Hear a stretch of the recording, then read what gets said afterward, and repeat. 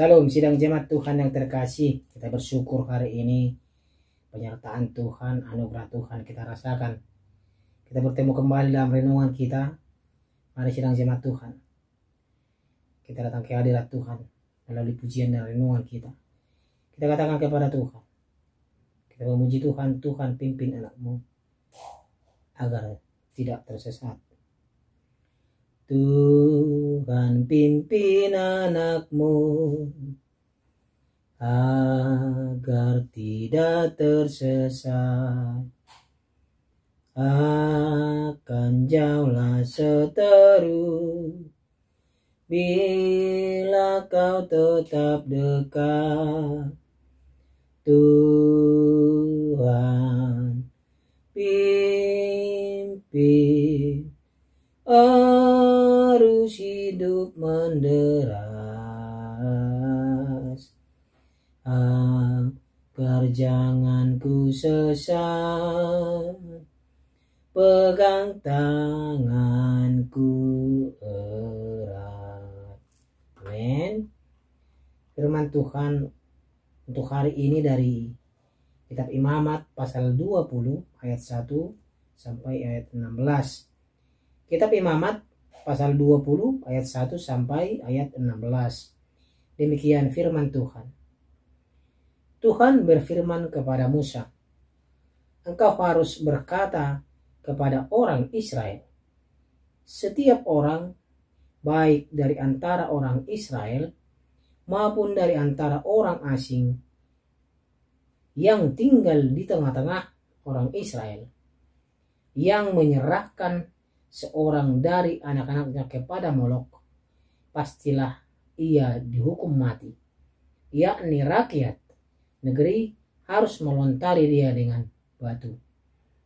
Aku sendiri akan menentang orang itu dan akan melenyapkan dia dari tengah-tengah bangsanya, karena ia menyerahkan seorang dari anak-anaknya kepada Molok dengan maksud menajiskan tempat kudusku dan melanggar kekudusan namaku yang kudus.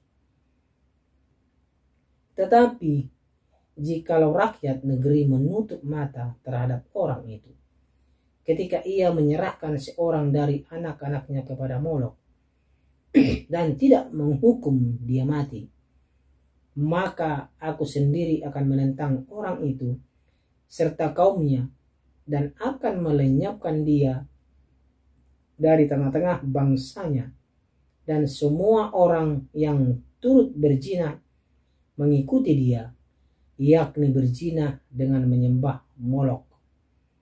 Orang yang berpaling kepada arwah atau kepada roh-roh peramal, yakni yang berzina dengan bertanya kepada mereka, aku sendiri akan menentang orang itu dan melenyapkan dia dari tengah-tengah bangsanya. Maka kamu harus menguduskan dirimu dan kuduslah kamu, sebab akulah Tuhan Allahmu. Demikianlah kamu harus berpegang pada ketetapanku dan melakukannya. Akulah Tuhan yang menguduskan kamu. Apabila ada seseorang yang mengutuki ayahnya atau ibunya, pastilah ia dihukum mati. Ia telah mengutuki ayahnya atau ibunya, maka darahnya tertimpa kepadanya sendiri. Bila seorang laki-laki berzina dengan istri orang lain, yakni berzina dengan istri sesamanya manusia, pastilah keduanya dihukum mati, baik laki-laki maupun perempuan yang berzina itu. Bila seorang laki-laki tidur dengan seorang istri ayahnya, jadi ia melanggar hak ayahnya, pastilah keduanya dihukum mati, dan darah mereka tertimpa kepada mereka sendiri.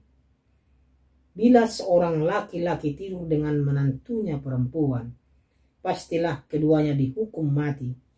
Mereka telah melakukan suatu perbuatan keji, maka darah mereka tertimpa kepada mereka sendiri. Bila seorang laki-laki tidur dengan laki-laki secara orang bersetubuh dengan perempuan, jadi keduanya melakukan suatu kekejian, pastilah mereka dihukum mati dan darah mereka tertimpa kepada mereka sendiri. Bila seorang laki-laki mengambil seorang perempuan dan ibunya, itu suatu perbuatan mesum. Ia dan kedua perempuan itu harus dibakar, supaya jangan ada perbuatan mesum di tengah-tengah kamu. Bila seorang laki-laki berkelamin dengan seekor binatang, pastilah ia dihukum mati, dan binatang itu pun harus kamu bunuh juga. Bila seorang perempuan menghampiri binatang apapun untuk berkelamin, haruslah kau bunuh perempuan dan binatang itu. Mereka pasti dihukum mati, dan darah mereka tertimpa kepada mereka sendiri. Demikian pembacaan firman Tuhan. Tema kita pada hari ini adalah dasar hidup kudus. Dasar hidup kudus. Sidang jemaat Tuhan yang terkasih, sungguh umat Israel tidak bisa bersikap sembarangan dalam berelasi atau berhubungan dengan Tuhan. Di perikop ini, Imamat 20 ini, kita mendapati kerasnya sikap Tuhan terhadap dosa umat Israel. Dasar sikapnya ini dikarenakan ia yang memberi perintah ini adalah Tuhan yang Maha Kudus. Israel adalah miliknya yang dipilih dan dipisahkannya dari bangsa lain. Sedang jemaat Tuhan yang terkasih, rangkaian larangan diawali dari dewa Molok. Kita sudah baca tadi sidang jemaat Tuhan. Setan yang disembah oleh bangsa Amon, keturunan Lot, hasil perjinannya dengan anak kandungnya sendiri. Bangsa Amon mengadopsi total budaya Sodom dan Gomora. Sodom dan Gomora dimusnahkan Tuhan karena terlalu berat dosanya. Bangsa Amon juga dimusnahkan terhadap Sodom. Bangsa Amon juga dimusnahkan seperti Sodom dan Gomora. Terhadap Sodom, Gomora dan Amon, Tuhan bersikap tegas, apalagi terhadap umatnya sendiri dan kepada kita sebagai jemaat Tuhan. Standar kekudusan Tuhan tidak pernah berubah sidang jemaat Tuhan. Ia telah memusnahkan Sodom, Gomora, dan sebagian umatnya yang berzina. Ia pun akan bersikap sama jika kita berzina dengan ilah lain dan melawan firman Tuhan. Kata kunci untuk memahami perikop ini dalam Imamat 20 ayat 1 sampai 16 ini adalah kudus. Ini harus kita ingat, kata kuncinya kudus. Didasarkan atas kasih Tuhan yang begitu besar kepada umatnya, kepada kita. Maka mereka adalah milik Tuhan. Maka kita adalah miliknya. Hubungan kepemilikan ini biasanya disamakan dengan hubungan antara suami dan istri. Suami dan istri saling memiliki. Jika umatnya menyembah kepada ilah lain, hal ini dilambangkan dengan seorang istri yang berzina dengan pria lain. Sering digambarkan bahwa Tuhan itu adalah Allah yang cemburu. Cemburu di sini bukanlah iri, melainkan cemburu yang terjadi karena kepemilikan yang dicuri atau hilang. Allah yang Maha Kasih menginginkan miliknya kembali kepada dirinya, yaitu dalam bentuk hidup kudus seperti Allah yang kudus. Kita sudah baca tadi ayat 7 dan 8. Kuduslah kamu sebab aku kudus. Tuhan menghendaki kita tetap kudus di hadapan Dia. Sebagai pemilik umat, Allah berhak sidang jemaat Tuhan menuntut umatnya hidup kudus. Dia sendiri telah memberikan anugerah untuk umat agar bisa hidup kudus. Hidup kudus berarti hidup teratur sesuai dengan keinginan Tuhan, bukan keinginan kita ya sidang jemaat Tuhan.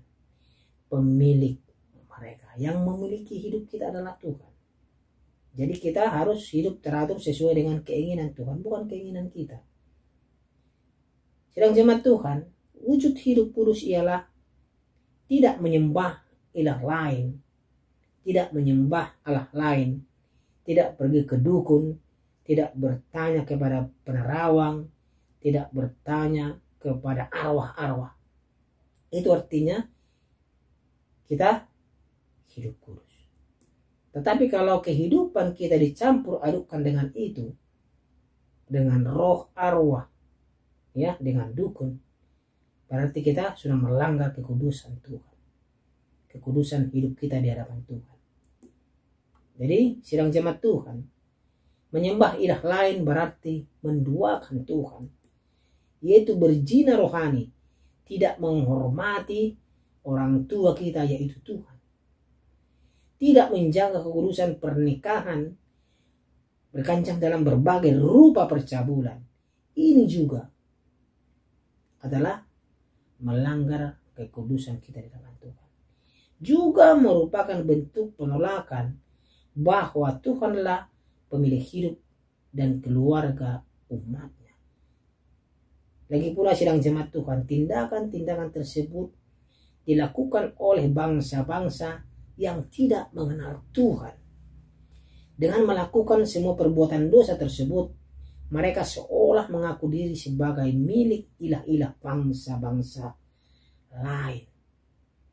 Dan kita sudah baca larangan-larangan Tuhan sungguh-sungguh banyak, ya. Itu artinya Tuhan menginginkan kita kudus di hadapan Tuhan. Jangan kita menyimpang dari jalan Tuhan. Ingatlah sidang jemaat Tuhan, Allah menuntut umatnya hidup kudus karena Ia mengasihi kita semua. Maka respon kita sebagai umat pilihan Tuhan seharusnya adalah hidup yang menuntut kita untuk hidup kudus di hadapan Tuhan. Kita jalani hidup kita dengan kudus karena kita ingin membalas kasih-Nya. Maka mari sidang jemaat Tuhan, kita memeriksa diri kita, koreksi diri kita dari berbagai peraturan hidup kudus yang dipaparkan di kitab Imamat pasal 20 ayat 1 sampai 16 ini. Adakah kita telah melanggar yang telah kita baca tadi, aturan yang diberikan Tuhan? Ingatlah sidang jemaat Tuhan, bahwa kita sudah menjadi milik Allah oleh kurban Kristus di salib. Dialah pemilik hidup kita, sidang jemaat Tuhan. Dia cemburu kalau kita memilih bermain-main dengan dosa. Tuhan tidak suka kalau kita bermain-main dengan dosa. Tuhan tidak suka kalau dia diduakan, sidang jemaat Tuhan. Maka dari itu, hormati kekudusan Tuhan. Mari kita berikan yang terbaik untuk Tuhan. Hidup yang Tuhan inginkan adalah kekudusan, karena Tuhan adalah kudus. Sidang jemaat Tuhan. Jadi mulai sekarang, hiduplah kudus di hadapan Tuhan, berikan yang terbaik. Mari kita berdoa. Terima kasih ya Tuhan untuk kasih anugerah Tuhan. Kami mau hidup kudus di hadapan Tuhan.